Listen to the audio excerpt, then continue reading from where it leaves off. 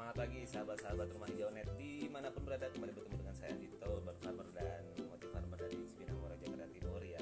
Hari ini kita kembali ketemu ya di acara Toy Bang, siaran ngompos setelah lama banget ya nggak bikin siaran ngompos, nggak ngompos bareng teman-teman semua. Dan ya bukan apa-apa sih, lebih karena memang ada aktivitas.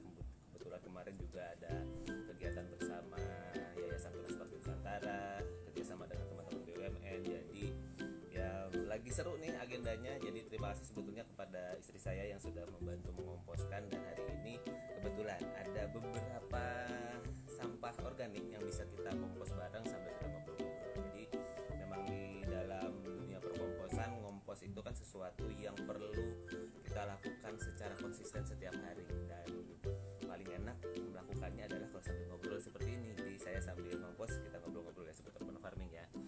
Sudah ada Mas Patih. Ternyata sahabat saya nih, salah satu relawan BUMN sudah hadir. Gimana Mas Bro? Aman? Terkendali? Nah, ini salah satu keseruan saya nih Mas Bro.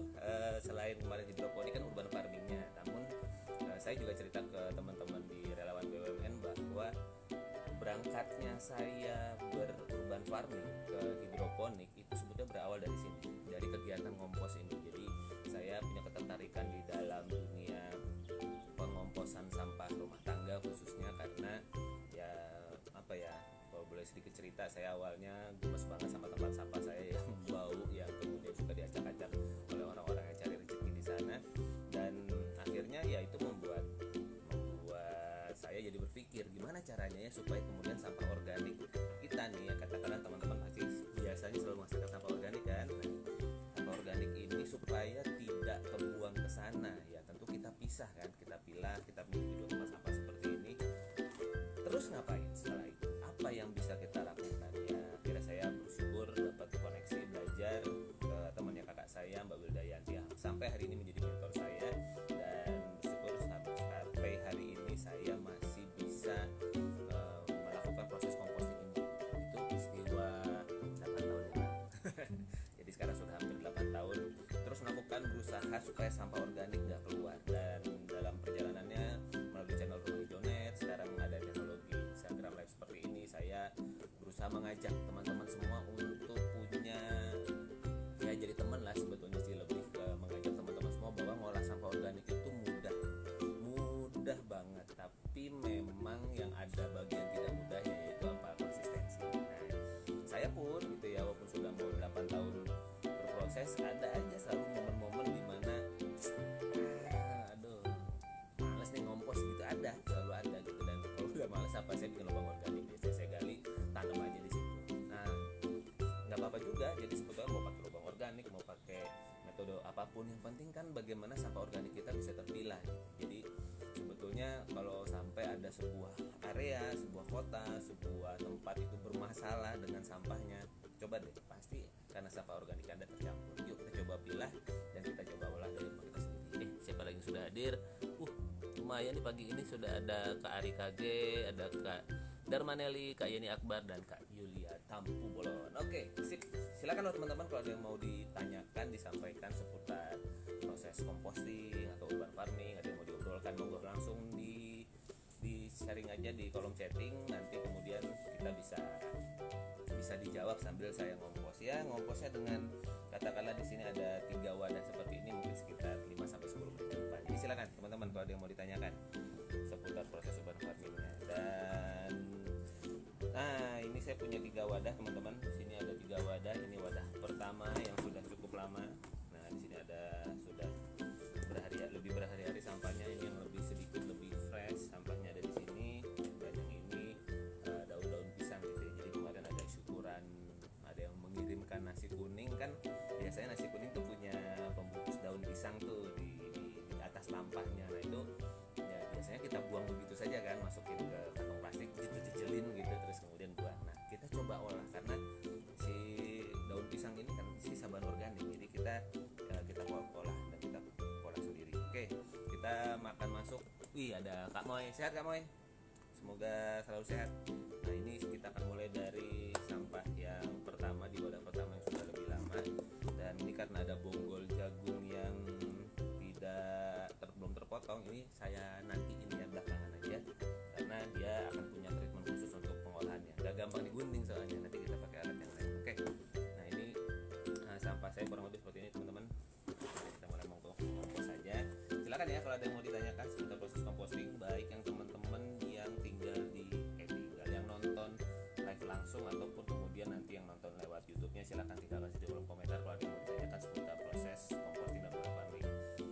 masih live nggak ya? Coba tolong dong, mungkin yang masih live ada hati-hati itu tombol kanan supaya pengen kelihatan. Oh, berarti memang apa yang saya sampaikan masih kedengeran di ruang dengar ya teman-teman. Oke, boleh juga teman-teman yang hadir bisa menyebutkan domisilinya, proses compostingnya sudah seperti apa, atau sedang berurban farming apa, mau sampaikan. Mumpung kita lagi ngobrol bareng. Nah ini sampah-sampahnya kurang lebih seperti ini, mirip sama sampah di rumah teman-teman. Ada sisa telur, ada sisa makanan anak yang nggak kemakan nih, wafer-wafer yang udah lembek, ada kulit buah, ya. Terus ini ada sisa lauk dan sebagainya.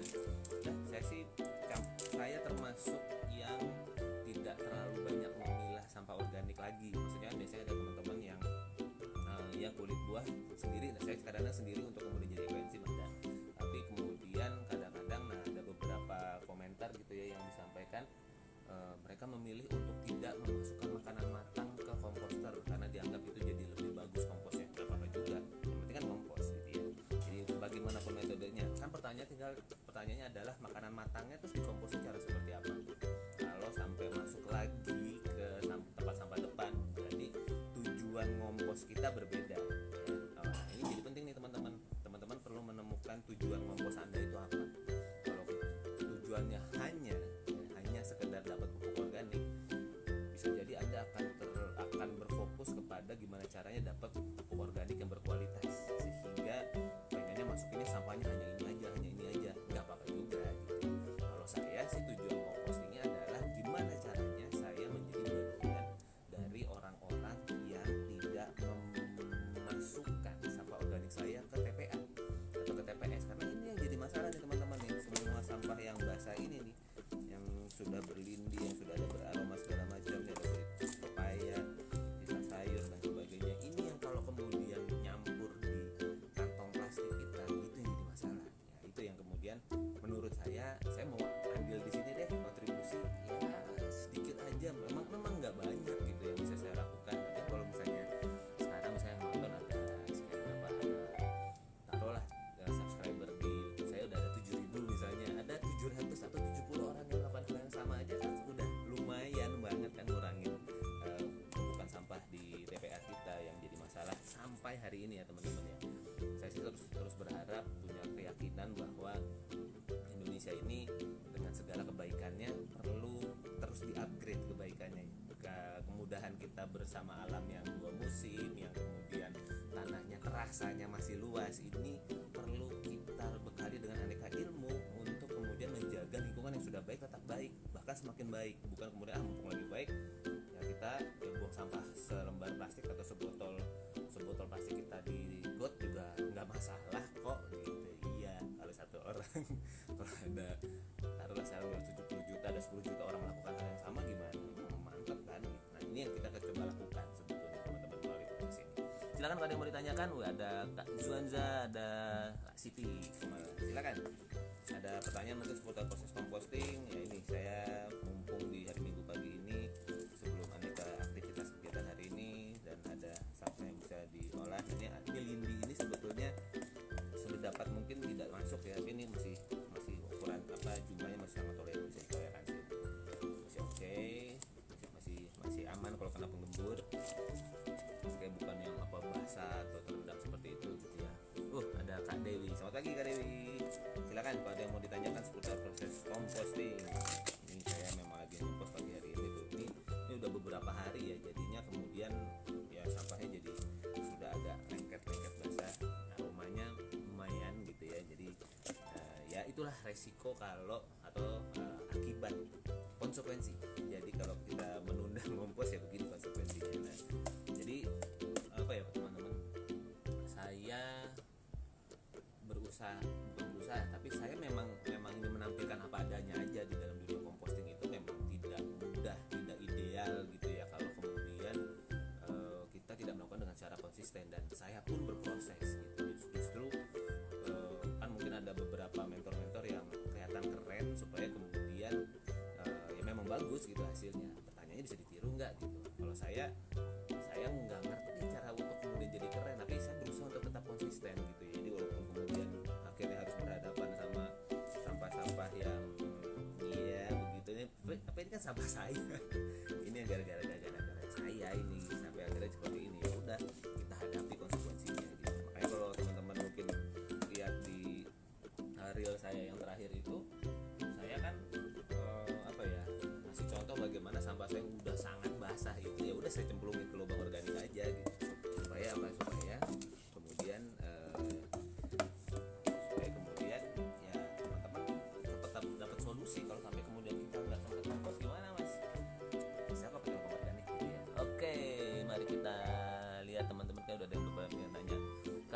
alhamdulillah tong sampah saya sudah banyak berkurang kak, isinya maksudnya mungkin ya, tong sampah berkurang maksudnya punya 3 jadi 2 gitu nggak. Saya tidak menambahkan enzim yang mempercepat prosesnya. Tadi terbentuk komposnya lama, tong komposnya jadi penuh. Oke. Enzimnya apa ya? Mol aja gimana Kak Ari? Mol itu kan dari air beras sama gula ya. Saya kebetulan punya kumpulan air beras yang kemudian saya simpan di sini, udah dijadikan seperti ini. Udah dikasih gula aja. Jadi kalau ada air beras cucian pertama tambahin 1 sendok makan, tutup, biarin dia berproses. Kan ini sudah ada molnya kan, malah bisa ditambah-tambah terus. Jadi sebetulnya kalau Kak Ari masih masak nasi, air beras cucian pertama dan gula apa aja yang gula merah atau gula putih juga bisa, itu bisa jadi mempercepat proses. Tapi ya saya lagi nggak apa-apa pilihan, tapi sudah milah aja udah keren banget. Jadi udah penuh ini nggak dipanen Kak. Udah berapa hari? Mungkin Kak Ari bisa sharing ya supaya kemudian nanti kita bisa ngobrol. Oke, waalaikumsalam Kak Sukendar ya. Tuh Kak Siti, untuk membuat kompos level ibu rumah tangga yang secara khusus tidak ada tempatnya, bagaimana caranya setiap hari sampah organik selalu melimpah di dapur? Oke, seru nih. Tidak ada tempatnya ini seperti apa ya Kak? Karena kadang-kadang begini, ada orang-orang yang merasa tidak ada tempatnya, padahal ada tuh artinya apa? Kita nggak butuh ruang banyak loh. Contoh ya, misalnya nih, ini saya ambil contoh aja. Misalnya teman-teman punya pot tanaman seperti ini bisa dipakai buat kompos loh. Pakai jurus kompos pot gitu. Kompos pot seperti apa?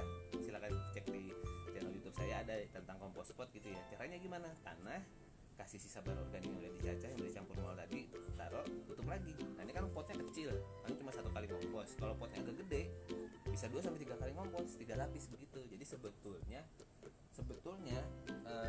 amat sangat bisa dilakukan proses composting dimanapun Anda berada. Misal ternyata rumahnya Kak Siti betul-betul nggak ada halamannya apa segala macam, tidak jauh dari rumah Kakak ada nggak sih lahan kosong yang bisa dipakai? Ya lahan kosong tuh mungkin gini, Anda nitip pot di situ, jadi bukan buang sampah ya, jadi Anda tuh lagi bikin pupuk gitu. Jadi kasih tahu sama warga setempat, RT, RW dan sebagainya bahwa saya permisi ya mau ngolah sampah di sini. Taruh pot, taruh 1 layer tanah, terus kemudian kasih sampah organik, tutup lagi. Harusnya sih ada ya, ibaratnya kita tinggal apartemennya pun kita masih tetap bisa melakukan proses composting kok, tapi memang dengan metode-metode yang kita sesuaikan. Jadi menurut saya sih harusnya bisa maka nanti Kak Siti boleh japri saya ya, inbox saja atau DM lahannya Kakak kayak apa sih, coba aja di fotoin ke saya, nanti saya akan coba kasih nih Kak Sukendar ya. Oke, Mas Sukendar ya. Gimana Mas Sukendar? Udah lama nih kita nggak ketemu. Mudah-mudahan sehat sekeluarga. Oke, mari kita lanjutkan proses komposnya, karena ya tidak bisa dipungkiri karena ini memang sudah sampah yang sudah berhari-hari, maka aromanya cukup. Nah ini tusuk sate seperti ini bisa kalau cuma 1-2 mah bisa dipotong-potong, kalau banyak saya langsung tumpuk aja di bawah pohon, biarkan dia lapuk di sana. Oke. Ini memang karena sudah sampah berhari-hari, aromanya mulai nggak enak ke seluruh rumah, jadi kita ada seperti pertanyaan. Nah ini sampah yang kedua sedikit lebih fresh, ada tulang ayam, ada aneka sisa sayur dan sebagainya. Biasanya kalau tulang ayam saya potong bagian tulang mudanya atas bawah karena memudahkan proses pelapukan si tulangnya, ketimbang kita masukin tulangnya dalam ukuran seperti ini ke dalam komposnya. Jadi saya berusaha potong kepala sama bawahnya sehingga jadi kurang lebih seperti ini ya. Ini untuk tulang-tulang seperti ini gitu teman-teman. Oke, bikin molnya perbandingan air beras dan gula berapa Kak? Secara umumnya itu 1 liter air beras, 1 liter air beras cucian pertama dengan 1 sendok makan gula apa aja ya, gula merah boleh, gula putih boleh. Nah kurang lebih seperti itu. Difermentasi kalau mau bagus 2 minggu, tapi kalau kemudian cuma semalam pun nggak apa-apa Ari ya. Jadi semalam pun nggak apa-apa, jauh lebih baik daripada kemudian tidak ada air beras dan gula sama sekali. Oke, tip seperti itu. Oke, ini tulang sudah masuk, ada sisa selada nih, potong lagi ini, itu ada kulit telur, kulit pepaya lagi, kulit pepaya.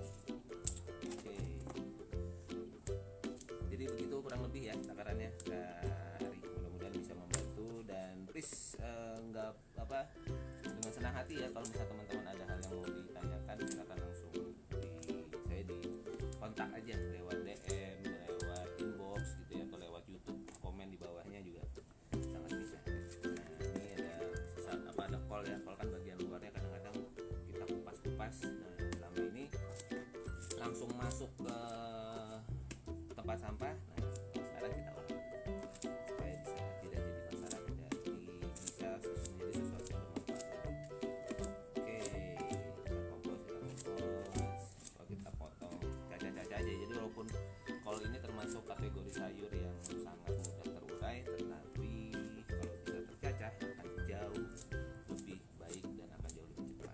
Oke, ini ada sisa timun ya teman-teman, kalau mau timunnya di sini semuanya. Oke, sudah semuanya. Tinggal kemudian kita makan. Oke, silakan ya teman-teman kalau ada yang mau ditanyakan lagi seputar proses composting.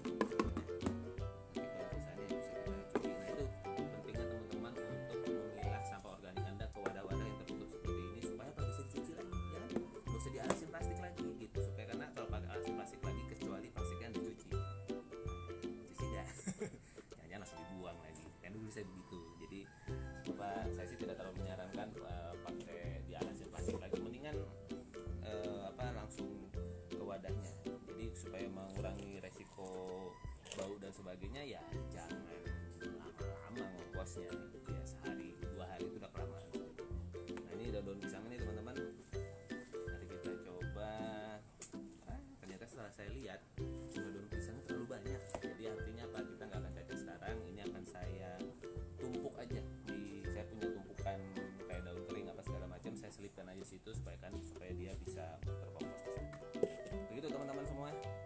Jadi inilah hasil ngompos saya hari ini, dan ya di dalam setiap siaran saya mengajak teman-teman untuk membayangkan bagaimana kalau sisa bahan organik ini, sampah-sampah organik ini masuk ke tempat sampah saya. Ini kan udah 2 kantong plastik kecil sendiri ya kalau ukurannya sampah seperti ini. Nah, berarti artinya apa? Saya sudah mengurangi katakanlah volume sampah di TPA, ya kan? Nah, kalau buat teman-teman yang sudah ikut pelatihan composting online pasti tahu bahwa di dalam proses composting itu akan bisa membantu mengurangi sampah kita 40-80%. Setuju? Kenapa nih? Udah 40% sampah saya di sini.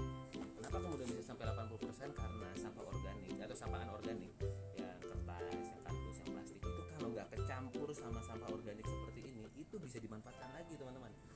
Ya bahkan yang kresek, yang sasetnya aja sekarang sudah bisa di-convert menjadi minyak bakar, bisa di-convert menjadi, oh ya kemarin ada yang menarik tuh ketika saya ketemu sama teman-teman dari TJSL Pertamina, sekarang sebutnya TJSL ya, tanggung jawab sosial lingkungan, atau bahasa yang mungkin lebih cukup akrabnya CSR bahasa Inggrisnya, Corporate Social Responsibility. Jadi TJSL dari Pertamina, dia cerita kalau salah satu TJSL yang lagi dilakukan adalah memberikan sebuah alat, dan itu pasti investasinya cukup besar, sebuah alat yang bisa membuat semacam briket dari sisa-sisa sampah-sampah organik yang scratch seperti itu. Kemudian itu ada penambahan kimia segala macam sampai kemudian dia jadi sebuah briket. Nah briketnya ini bisa diukir gitu ya, bisa jadi kemudian menjadi bahan yang kemudian bisa punya nilai jual lagi. Tapi ada satu proses sebelum menuju ke sana, apa? Pemisahan sampah organik dan anorganik ya. Jadi artinya apa? Tetap perlu dipilah dulu di lokasi, dan itu kan pasti costly gitu ya. Apa ada mungkin ada bannya lagi, mungkin bisa jadi pemilahannya tetap butuh tenaga kerja dan sebagainya. Nah kalau kita bisa sama-sama nih teman-teman yang hadir hari ini, untuk kemudian kita coba mengolah semua sisa bahan organiknya di sini. Nah nextnya itu akan jauh lebih mudah, bahkan untuk alat yang seperti yang teman-teman TJSL Pertamina itu punya, itu akan jauh lebih mudah prosesnya ketimbang kemudian sudah ada sisa bahan organiknya. Mereka lebih senang ngolah seperti itu, bahkan sangat mungkin sebelum sampai ke mesin itu udah hilang. Karena apa? Botolnya diambil, kardusnya diambil, kertasnya diambil, terus besinya diambil, segala macam, semua sisa bahan anorganik itu ada yang bisa mengolahnya lagi menjadi bahan anorganik lagi. Jadi sampah ketika kemudian kita sebagai manusia kita menyampur semuanya menjadi satu tempat. Nah, kalau kita bisa memilahnya dari sekarang, wah banyak sekali kebaikan bisa terjadi. Gitu ya teman-teman. Oke, ini ada yang nanya lagi nih. Oke, ada Pak Agus. Selamat pagi Pak Agus. Semoga habis meditasi jadi makin sehat. Mantap. Ada Kak Temu Natalia Go. Oke. Oh, Kak. Pak, kalau sudah siap panen komposnya, apakah bisa langsung campur media tanam dan pakai atau dikeluarkan dengan anginkan sampai kering? Nah, betul. Kak Temu. Jadi diangin-anginkan dulu sampai lebih berkurang kelembapannya. Nggak perlu harus sampai kering-kering banget. Jadi ibaratnya 2-3 hari saja cukup sebetulnya. Ya kalau sampai kering banget nggak ada masalah. Toh nanti ketika campur media tanam 1:1 misalnya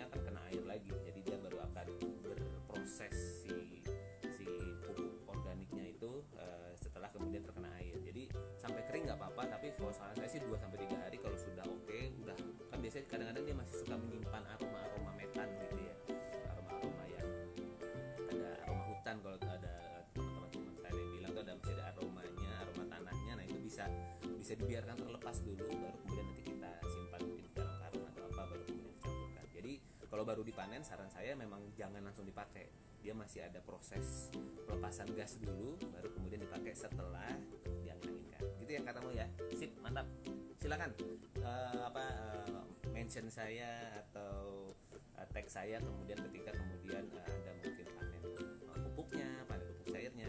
Saya senang ketika kemudian ada sahabat-sahabat yang bergerak dan kemudian mengolah sisa bahan organiknya menjadi sesuatu yang bermanfaat. Artinya apa? Yang saya lakukan selama hampir 8 tahun ini nggak sendirian, gitu ya teman-teman ya.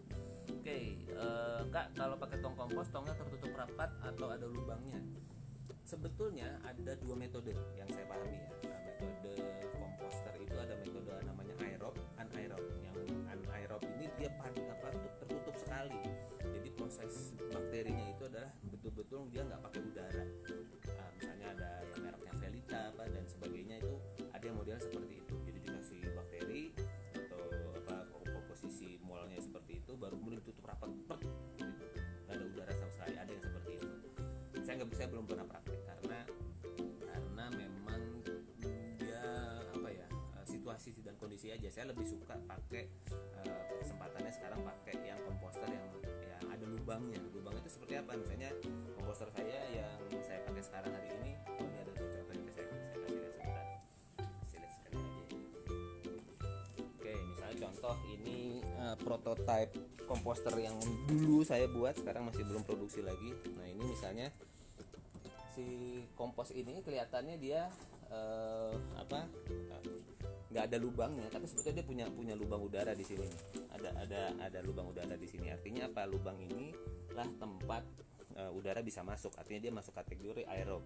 Terus kemudian kalau ini dibuka kan udara masuk sebetulnya, nggak kedap-kedap amat kan. Makanya disebutnya komposter yang sifatnya aerob gitu. Nah itu yang kemudian sebetulnya teman-teman bebas saja sebenarnya, tidak ada sebuah katakanlah sebuah keharusan. Yang harus kan komposnya, metodenya terserah. Jadi boleh aja, boleh anaerob tertutup rapat, boleh terbuka. Maksudnya terbuka itu bukan terbuka atasnya ya, karena yang perlu kita hindari adalah sebetulnya air langsung yang masuk ke dalam komposnya, ke dalam komposternya. Jadi kalau kena air langsung itu kemudian bisa membuat sampahnya jadi basah. Ketika basah itu jadi tambah tantangan, tambah masalahnya, jadi lebih bau, lebih belatung, lebih lama selesai komposnya. Jadi lindungi komposter Anda dari hujan secara langsung. Kalau kena panas langsung nggak apa-apa, nggak ada masalah. Yang penting dia tidak kena hujan secara langsung, karena itu yang bisa bikin proses komposnya jadi lebih lama. Begitu ya Kak Ari ya. Jadi bebas aja sebetulnya mau yang rapat atau yang ada lubangnya. Kalau saya sih karena metodenya aerob, maka saya ada lubangnya, nggak ada masalah. Gitu ya. Udah Kak Teh Bali CCTV. Oke, ternyata sudah selesai berarti proses komposnya teman-teman semua. Dan setelah ini apa yang akan saya lakukan? Kalau nggak saya kasih ayam, biasanya akan saya kasih mol, lalu kemudian kasih penggembur, lalu masukkan ke dalam komposter. Begitu teman-teman. Tapi ini karena kayaknya masih ada polnya, masih ada sisa-sisa kulit pepayanya, ayam saya masih doyan, jadi saya kasih ayam dulu, baru nanti besok akan saya masukkan ke dalam komposter. Begitu teman-teman semua. Terima kasih sudah berkenan menemani proses kompos saya pagi hari ini sambil ngobrol-ngobrol seputar proses composting, dan semoga bisa bermanfaat. Dan nanti tayangan ulangannya bisa Anda simak di rekaman IGTV, atau kemudian nanti saya akan olah sedikit untuk masuk ke channel YouTube-nya Roman Internet. Semoga bisa memberikan manfaat dan katakanlah inspirasi tersendiri buat teman-teman yang mungkin sedang mau melakukan proses composting dan kok ya nyampainya ke channel saya. Monggo silakan, siapa tahu bisa bermanfaat. Dan saya lagi amat sangat terbuka untuk mendapatkan katakanlah feedback, masukan, ada tag Anda mengenai prosesnya. Mungkin ada saya senang ketika ada beberapa hari yang lalu ada yang DM saya menanyakan, Mas ini sudah sekian lama saya ngompos, apakah sebaiknya dipanen? Ya saya bilang ya panen aja gitu, karena kalau sudah lebih dari 2 minggu dan menurut Anda prosesnya sudah oke, atau bahkan nggak oke itu artinya apa? Ada aromanya, terus kok begini sih teksturnya, berarti mungkin prosesnya ada yang keliru gitu ya, atau ada yang perlu disempurnakan lagi. Nah, saran saya ya sampah yang udah dikompos dan kelihatan nggak berhasil ini langsung masukkan saja ke dalam, saya bikin lubang organik dan sebagainya. Yang menarik juga kemarin gini, ada yang DM saya, jadi dia punya POC POC udah panen, terus mungkin dia tinggal kena hujan, begitu balik bau banget POC-nya. Memang sih namanya pupuk organik cair, kalau kena air lagi pasti akan lebih beraroma. Itu gimana mas gitu? Udah kata saya langsung tuang ke tanah aja, nggak apa-apa, nggak harus campur air lagi.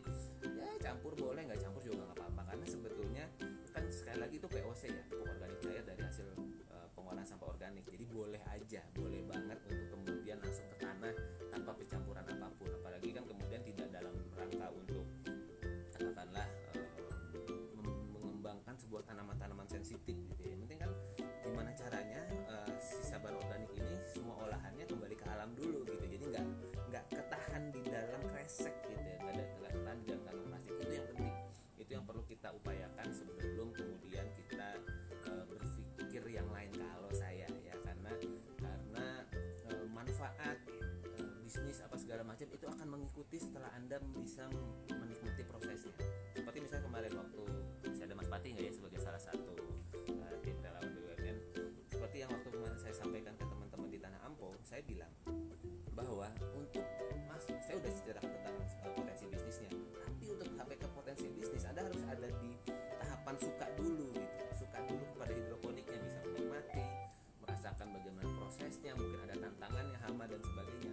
Baru setelah bisa menikmati prosesnya, Anda bisa membibit lagi dan jadi hidroponik lagi dan bisa panen lagi. Nah, di sana Anda baru bisa membayangkan, bisa saya jual kemana ya, bisa dikemas seperti apa ya gitu. Dan itu adalah tahapan lanjutan setelah kita menikmati. Kayak saya proses ngompos ya, saya nggak ngompos karena niatnya pengen jualan pupuk cair atau kemudian katakanlah bikin kelas-kelas pelatihan komposting, nggak ke arah sana dulu.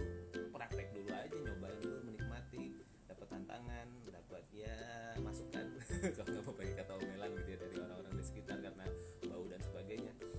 Baru kemudian setelah dapat polanya, saya mencoba berbagi, makanya bikin kelas pelatihan komposting online yang udah masuk ke batch 23. Batch 24 kapan? Lagi dipikirkan jadwalnya. Kayaknya jadwal lagi agak seru nih akhir-akhir ini supaya bisa memberikan manfaat optimal buat teman-teman. Tapi kalau ada yang mau daftar belajar komposting online, langsung tinggalkan aja di kolom komen, nanti akan saya kasihkan link pendaftarannya, nanti akan saya infokan kapan ada pelatihannya lagi. Baru kemudian saya pupuk cair, baru kemudian ada yang kontak saya, mas masih punya pupuk cair nggak? Padahal saya nggak niat jual gitu, tapi karena ada yang nyari, masa nggak dikasih gitu. Terus udah ambil aja uang dari sampah saya kok, terus dibarter duit gitu, terus saya nggak terima. Biasa itu kan rezeki gitu ya, benar-benar apa teman-teman sampah yang terpilah jadi berkah dan kemudian jadi rupiah gitu sahabat semua ya. Mudah-mudahan bisa menginspirasi dan teman-teman semua jadikan channel Rumah Hijau Net ini dan Instagram saya @wahyuandito ini sebagai sahabat Anda untuk dalam melakukan proses composting dan gunung farming. Ada pertanyaan sampaikan, dan karena ini adalah bagian dari pola hidup, bagian dari lifestyle, bagian dari sesuatu yang akan ya saya pribadi sih tidak terbersit sampai hari ini niat untuk tidak melanjutkan proses composting dimanapun saya berada.